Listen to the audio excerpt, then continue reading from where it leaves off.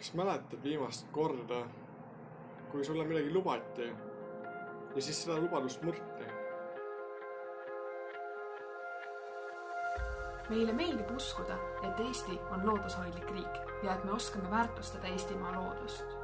Ometi näitavad meie teod vastupidist. Pärast Nõukogude Liidu lagunemist pole Eesti ligi 30 aastaga praktiliselt vähendanud enda kasvuhoonegaaside heidet. Ainult 2% Eesti metsamaast on loodusmetsad, kus inimene tegutseb vähe. Juba praegu peavad inimesed jätma maha oma kodud ja põgenema, et kliimamuutustes ellu jääda.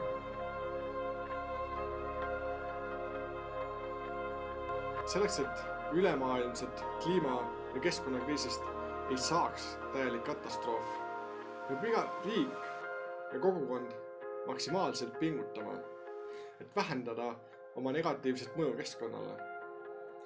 Ka Eesti on andnud lubaduse maksimaalselt pingutada, allkirjastades Pariisi kliimalepingu. Ometigi ei ole ükski riik seda kokkulepet pidanud. Paljud riigid on andnud lubaduse saada 2050. aastaks kliimaneutraalseks, kuid sellest üksi ei piisa, et hoida maailmas ära kliimakriisi.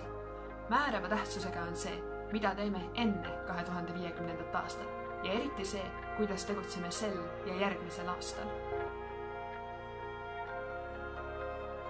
Eesti peab lõpetama arvedega mängimise ja seaduselünkade ärakasutamise, et end keskkonnasõbralikuna näidata.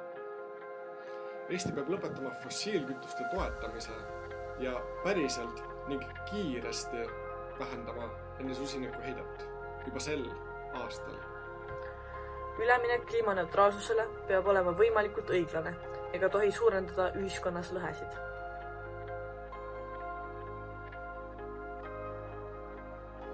Kliimakriisi leevendamine tähendab põhjalikke muudatusi meie ühiskonnas, aitab tühjadest lubadustest, vajame sisukaid tegusid kliima- ja keskkonnakriiside leevendamiseks kohe.